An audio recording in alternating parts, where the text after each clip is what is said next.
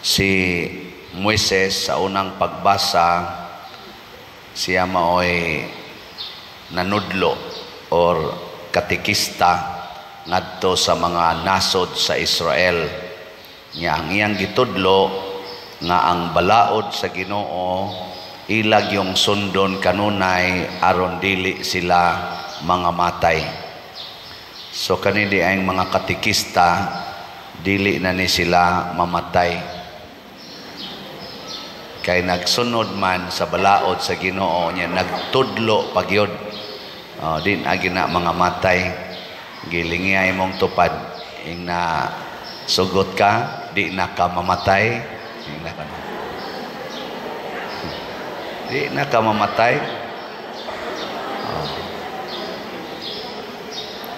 Pero ang problema, tinuod basad kaha nga nagsunod ta sa balaod sa Ginoo.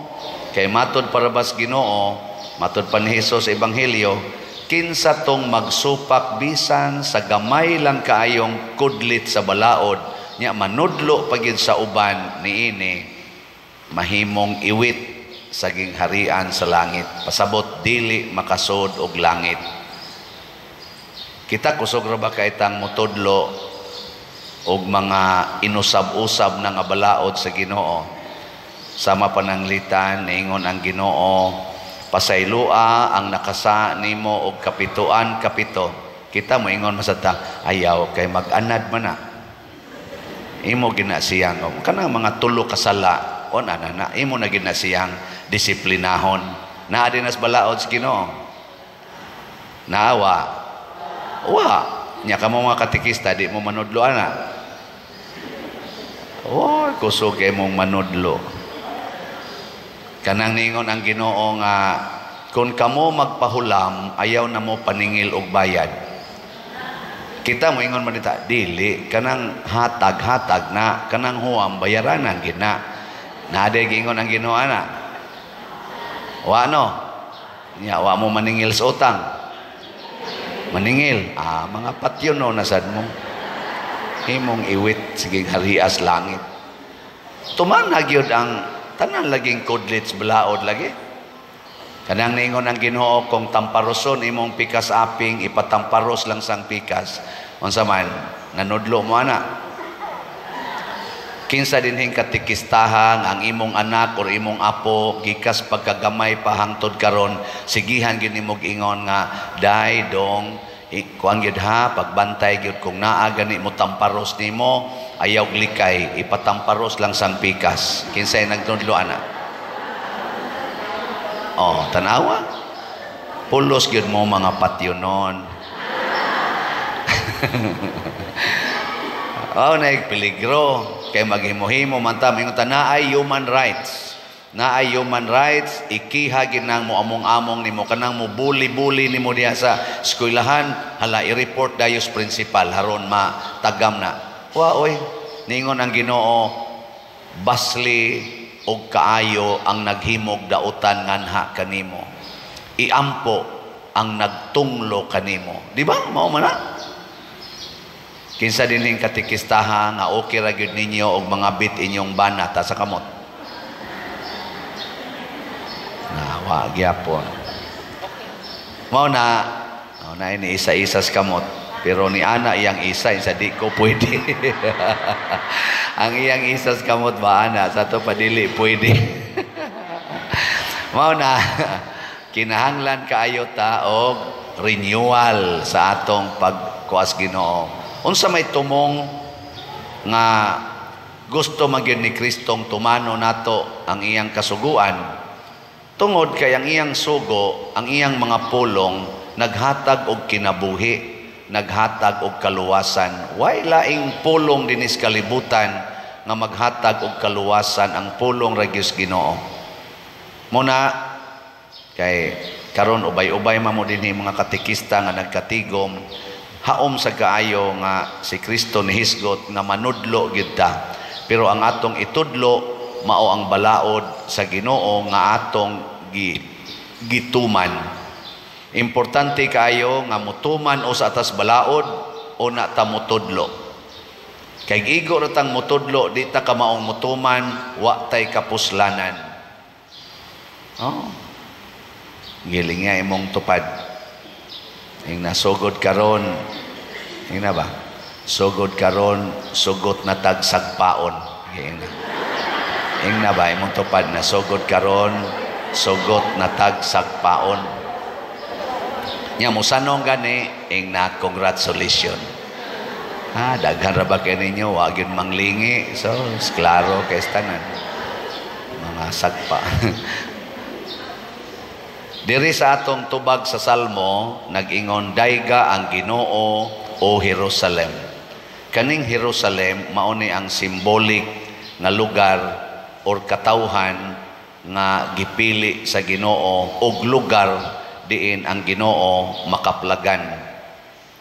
Pasabot, ang mga tao nga nagtudlo bahi Ginoo musangko gyud mo ni murag sukdanan ba sa atong bunga sa atong pagpanudlo ug pagpuyo subay sa Dios nung pagtulunan mubunga gid na nga ang katawhan magdaig sa Ginoo, dili magdaig sa kaugalingon o kaha magdaig sa tao o kaha magdaig sa mga butang.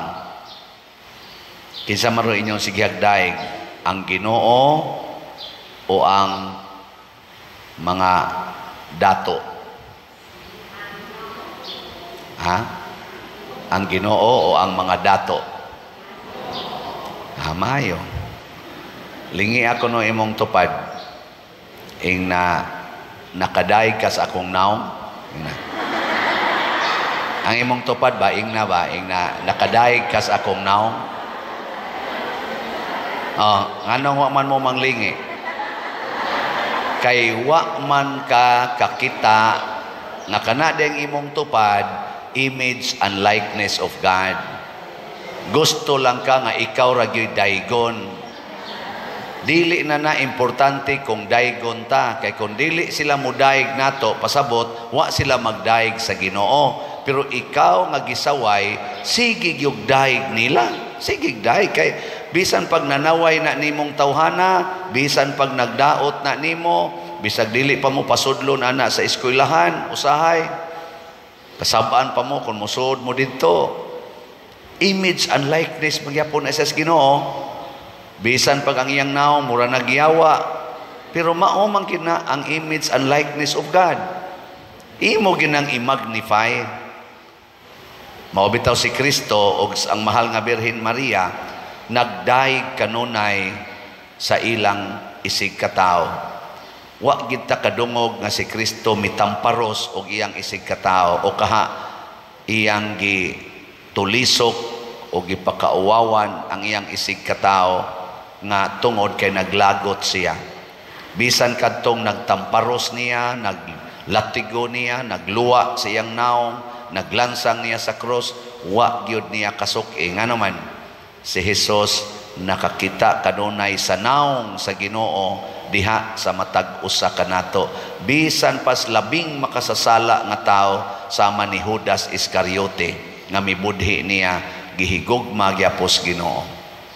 Muna, gool kay Ginoo kung ang mga tao nga giimprintahan sa iyang naong maadto sa impierno.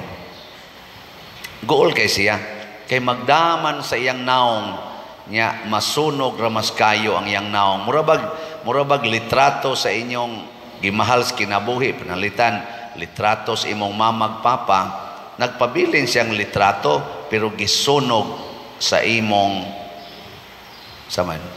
imong bana nga naadik.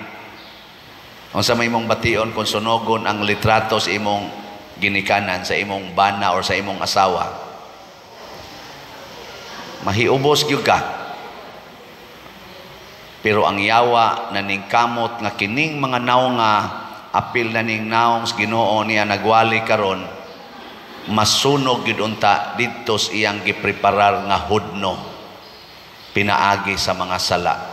Muna manudlo kita sa balaod sa Ginoo kay maunay makapapas sa sala. Sige, katapusang lingi sa imong tupad. ing na sugot ka sunugon ko sa impyerno. Ing na siya ba? Na musugot ka nga sunugon ko sa impyerno. Niya mo ingon gani siya, bahala na basta ikaw lang, ako di lang ko. Kanang klasiyas tao sunugono na sa impyerno. Pero moingon gani siya, di jud ko musugot ana ter, di jud ko musugot ana Brad, magkuyog gid ang atos langit. Kanay tinuod nga katikista, muonong gid ay. Pero moingon siya, bahala ka, mo tong impyerno, bahala ka diha. Wa kay ayong pagkakatikistaha ka. Mamili day ka, maniguro ra kag imo. Wa kay ayong pagka-Kristiyanosa ka. Kinikhang namalit og slat nato, unsa man ni sila masunog ka ni sa impyerno dili?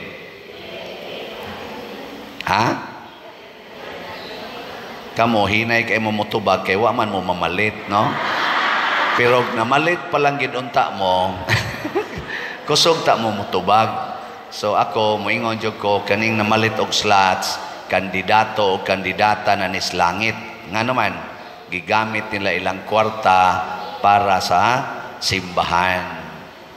Una, ang atong SBF DAG or San Vicente Ferrer's Daily Abundant Graces na slots, nahalina na ta og 13,938 slots, na apay 46,062 slots nga available, nga tag 500 pesos per slot para nis atong kumbinto aron mahuman na gid unta na nato yang ato sang special slot nga Divine Cleansing, Healing and Strength or DCHS na nasa tayhalin nga 4,563 na apay 25,437 slots nga available, tag 200 pesos per slot ni siya. Yang kanisang atong DCHS na asa ni siya 22 slot challenge nga 4,400 per challenge, na nasa tayo na dawat nga 104 ka 22 slot challenge. Ang ato sang DSAP or Divine Solution and Prosperity nga investment slot nga tag 500,000 pesos per slot with 25% interest per annum, open pa sab siya. Abot na nig 167 ka slots ang ato sang nahalin ani. So kining tanan, pasalamatan nato ang Ginoo, atong pakpakan ang namalit niini. Salamat yo kayo. Bao man ko nga nakapalit sad mo dinhi uban, pero kay wa pa mo kapalitanan, pamalit unya mo aron maagkuyog ta. Nyag dili san mo mamalit, balag magkabuwag ta usahay. Hinaot pa untang di ta magkabuwag, no? Sige, manindog na ta.